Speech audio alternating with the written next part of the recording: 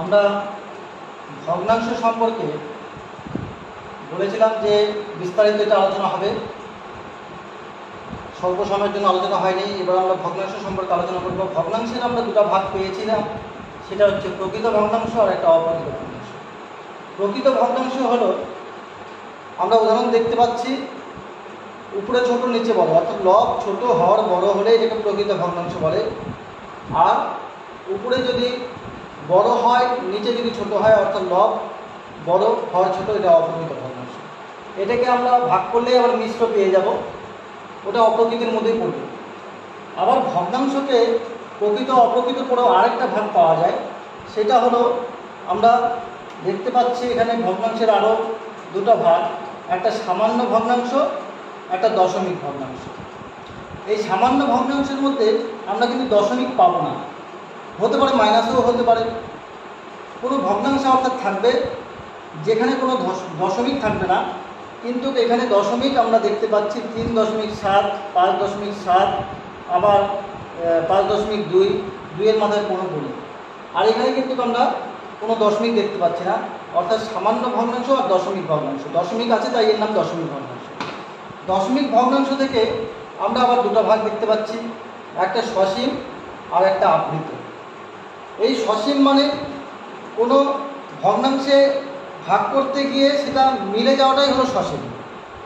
আমি 5 দিয়ে 2কে ভাগ করব, আমি যদি ভাগ করি তো দশমিক দিয়ে আমাকে শূন্য নিতে হবে, 4×5 = 20, এই হয়ে গেল এটা সসীম।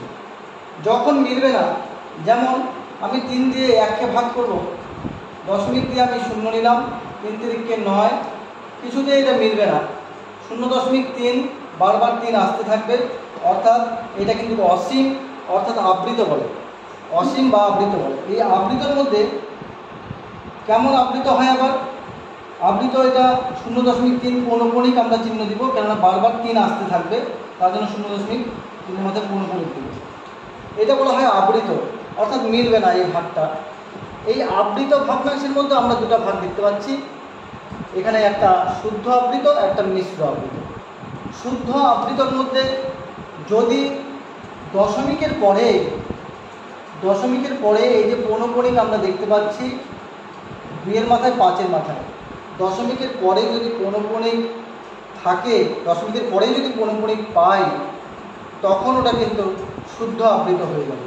হতে পারে সেটা প্লাসে বা মাইনাসে, যেমন মাইনাসে আছে 0.36, 3-এর মাথায় পৌনঃপুনিক, অর্থাৎ দশমিকের পরেই আমরা পৌনঃপুনিক পাচ্ছি, সব মাথাতে পৌনঃপুনিক পাচ্ছি, তখন আমরা হয়ে গেল, আমরা বলতে পারবো এটাকে শুদ্ধ আবৃত। মিশ্র আবৃত কোনটাকে বলবো? মিশ্র আবৃত বলবো হচ্ছে যেটার মধ্যে দশমিকের পরে পৌনঃপুনিক নেই, পরে আছে, হতে পারে সেটা প্লাসে বা মাইনাসে, তখন এদেরকে আমরা বলবো মিশ্র আবৃত। এই মিশ্র আবৃত আর শুদ্ধ আবৃত, এই হলো আবৃতের দুটো ভাগ। আবার সসীমেরও এরকম দুটো ভাগ আমরা দেখতে পাচ্ছি, শুদ্ধ সসীম, মিশ্র সসীম। শুদ্ধ সসীমের মধ্যে আমরা কি আছে দেখে নিই একটু। শুদ্ধ সসীমের মধ্যে আছে 0.35, আবার বিয়োগে আছে 0.8। মানে শুদ্ধ সসীম মানে এখানে দেখো দশমিকের আগে সংখ্যা আছে, এখানে নেই। এখানে দশমিকের আগের সংখ্যা পূর্ণ হিসাবে আমরা পাচ্ছি 2.5, অর্থাৎ 2 পূর্ণ হিসাবে আছে।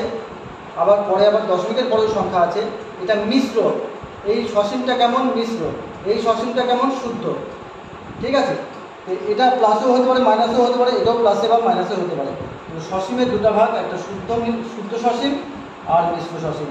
আবৃতেরও দুটো ভাগ, শুদ্ধ আবৃত, মিশ্র আবৃত। ঠিক আছে, এই হলো ভগ্নাংশের ভাগগুলো। বিস্তারিতভাবে উদাহরণগুলো আমরা যদি আবার নিজে একটু করি, তাহলে বিষয়গুলো আরও পরিষ্কার হবে। ঠিক আছে, আগামী দিনে আমরা অন্য বিষয় নিয়ে আলোচনা করব। আজকে ভগ্নাংশ নিয়ে